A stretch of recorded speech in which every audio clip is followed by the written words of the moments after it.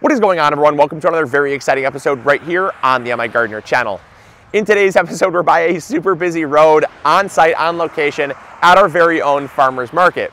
Because in today's episode, we're going to be starting a 5-part mini-series here on the channel titled How to Host and Start Your Very Own Farmer's Market. Now, this is something that we did without knowing anything about how to start a farmer's market. We started this in early July of this year, and it was extremely successful. We learned a lot of lessons along the way, a lot of things you do and don't do, and just proper procedures that I didn't even know about. And so I wanted to do this series to hopefully empower and encourage you so that over the off season, throughout winter, you can get your wheels turning, kind of get your plans formulating, and maybe even look for some land, get the ball rolling, so that in the springtime, you can actually jump on the opportunity and start your very own farmer's market. Starting a farmer's market does take planning. It does take filing the right paperwork, looking for permits, talking to the city.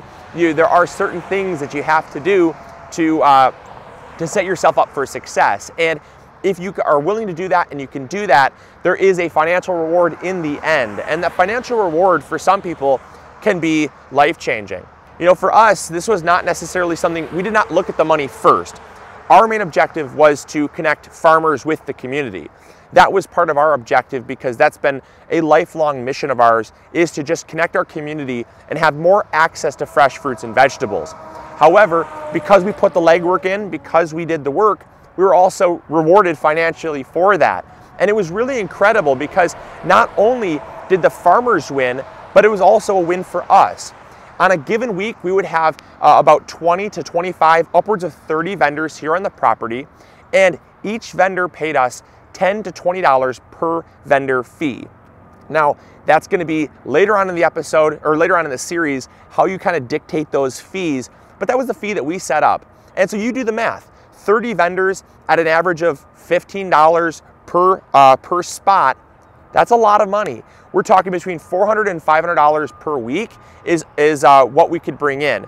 And so for some people, $400 to $500 might be more than their take-home job, and it's only one day a week. So again, that's the purpose of this episode and this series, is to get the ball rolling, get you starting your own farmer's market so that every town in America can have one, because it is actually very, very easy once you do the right research and you get the right steps in place.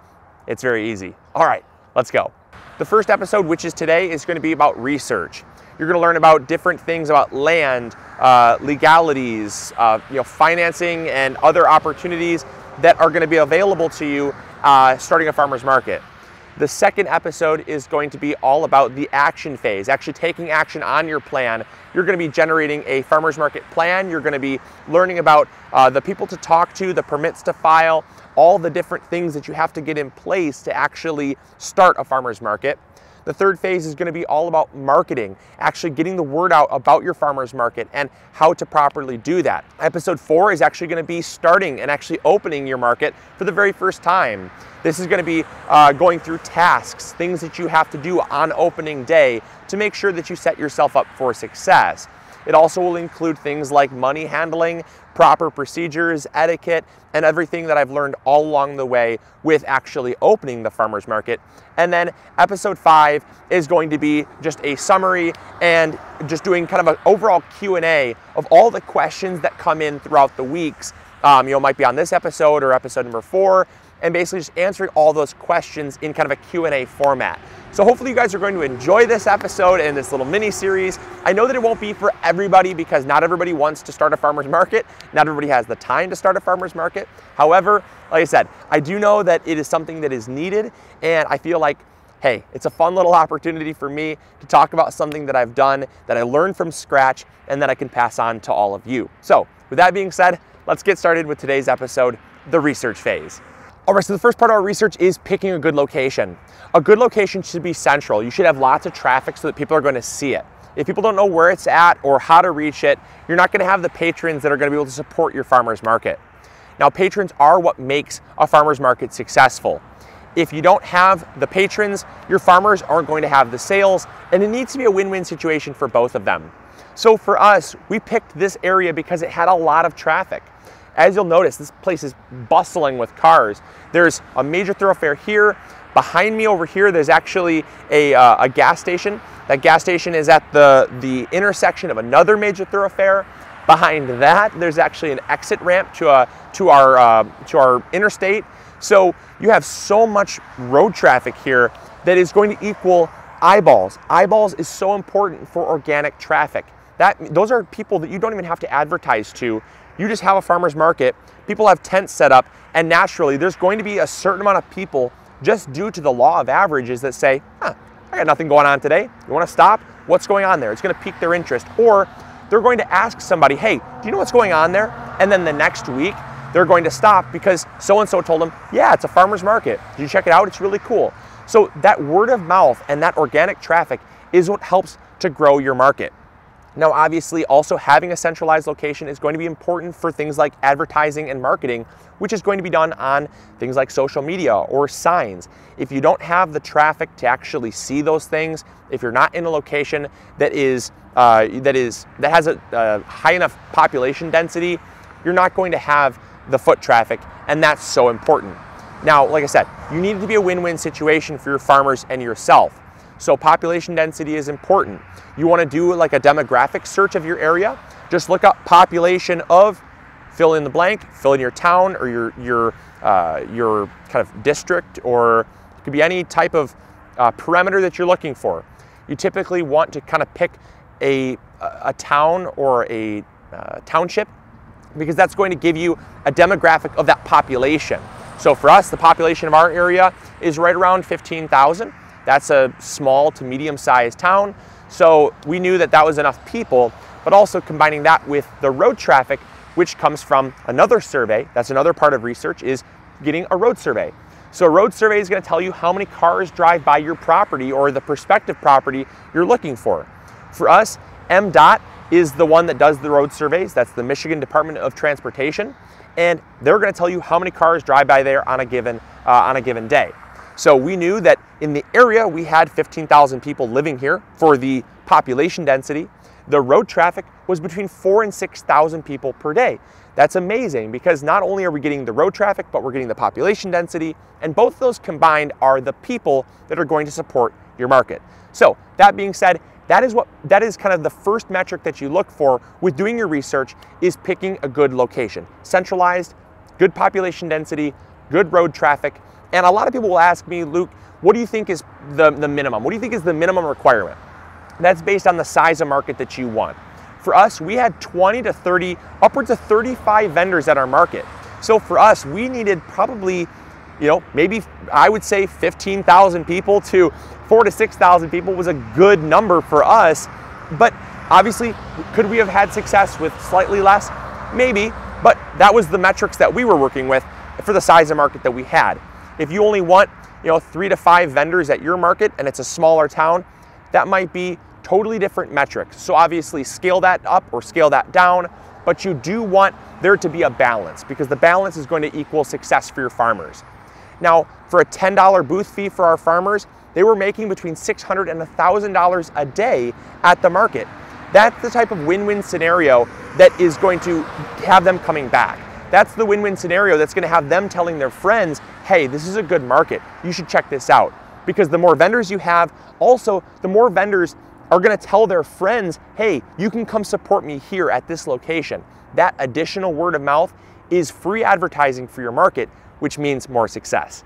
The second part about the research phase is, once you pick a good location, you need to see if it's zoned properly. You want to make sure that you find a place that's either zoned commercially or agriculturally or industrially. Agricultural, industrial, or commercial. You cannot pick a location residentially. This we'll get into later when we talk about permits and regulatory things. However, most municipalities will not allow you or grant you the correct permits if you're in a residential area. Common sense would say there's a lot of houses in the area. A lot of people living there probably don't want vendors with trucks and stuff setting up. And also, there might not be enough parking to actually offer enough space for not only your vendors, but also the patrons. And so the zoning will come into effect. And so you want to look for commercial, industrial, or agricultural land. So if it meets any one of those 3 criteria, you can move on to the next step, which is financing your property. you can, once you pick a good location and it meets your criteria, you can either buy, lease, or borrow the land. Now, if you buy the land, we bought our land. We actually had owned it prior, so we didn't buy it for the purpose of putting a farmer's market here. We bought it for other purposes, to put a greenhouse and garden center here. But while we're kind of waiting on all the other stuff to fall into line, we had this land just kind of sitting here. And so we said, let's put a farmer's market here. It was a good way to use the land. So we bought the land. But had we not owned this prior, my option probably would have been to lease the land. The reason why is because buying has a huge upfront cost. We're talking anywhere between $4,000 to $15,000 per acre on average to buy the land. Now, if you do buy the land, you own it. It's an asset. You're going to own it outright, and over time it will pay itself off if the market's successful. Also, if you buy the land, you do have a lot more freedom as to what you can do and where you can do it. You can pave it if you want. You can put gravel if you want.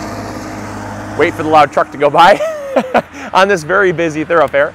But you could pave it. You can gravel it. You don't have to worry if trucks dig up the dirt and it gets kind of muddy and it's just needing to be repaired. You don't have to worry about any of those things.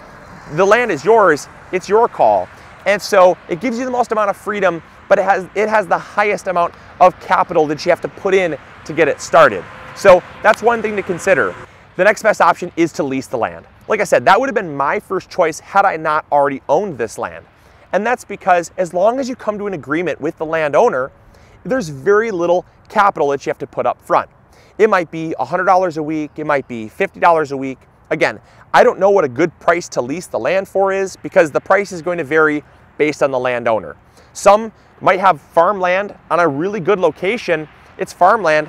They don't care what you do with it. They don't care who drives on it. As long as nobody gets stuck in the mud, they're probably fine.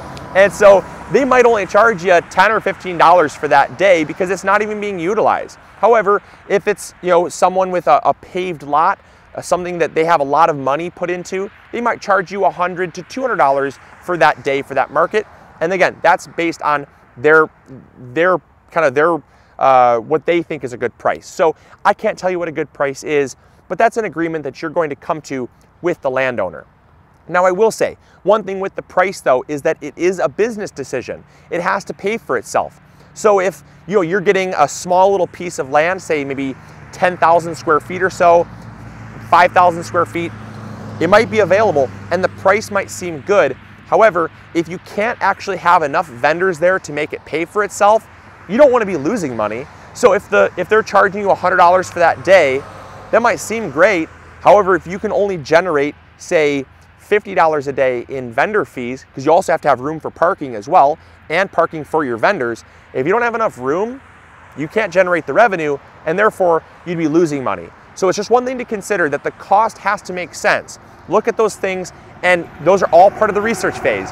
You might strike out 3, 4, 5 times, but the nice thing is it's not baseball, so you can strike out 10 times, and as long as you land on a good property, good location, at a good price, you're gonna be fine. The next thing you wanna look for is, if it's not leasing, is borrowing. Now, borrowing has by far the highest upside potential. However, there's the least amount of available spots that are going to be good locations, as well as locations that you can use for a farmer's market purpose. However, they do exist. Many cities have land or spots available in parks or the park and ride areas that aren't being utilized. And you can ask if you can borrow these pieces of land for the purpose of a farmer's market. They don't mind that you're making money, because one thing that they gotta get out of it is they get eyeballs. They want eyeballs in their city. And so if it brings in commerce, if it actually brings in tourism, or it increases the overall economic impact of their community, that's a good thing for them. A lot of towns will actually openly say, we're looking for somebody to start a farmer's market. Anybody. And it falls on deaf ears because nobody's willing to put the effort into doing the research and taking the steps to starting a farmer's market. So many people just say, that's not going to be my thing. And the money was waiting there right for you. It's right in front of your fingertips. It's just you didn't put in the work to do it. And so a lot of cities will actually advertise, hey, we have this spot. We want somebody to organize a farmer's market, and the money is yours at the end of the day, and the land is theirs. It's free. So try to look out for those type of opportunities as well. I can't say they're going to come up every single day.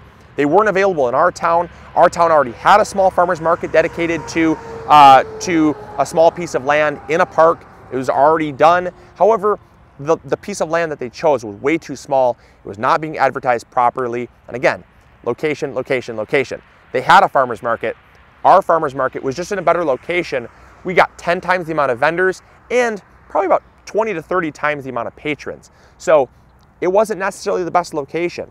And so just because it was free and available doesn't mean that was something that I would have probably gone for. So that being said, that's the first episode in this series. I hope you guys enjoyed. I hope you learned something new. If you did, make sure to throw a like up there. Subscribe if you've not yet already, and stay tuned for episode number 2, where we talk about our action plan. We're gonna be back at our house for that because we're gonna need to be in front of a computer because we're filing some permits. We're getting down kind of nitty gritty of starting your farmer's market. So I hope you guys are gonna enjoy that. And like I said, hope you guys enjoyed, hope you learned something new. And as always, this is Luke from the MIgardener channel, reminding you to grow big or go home. We'll catch you all later. See ya.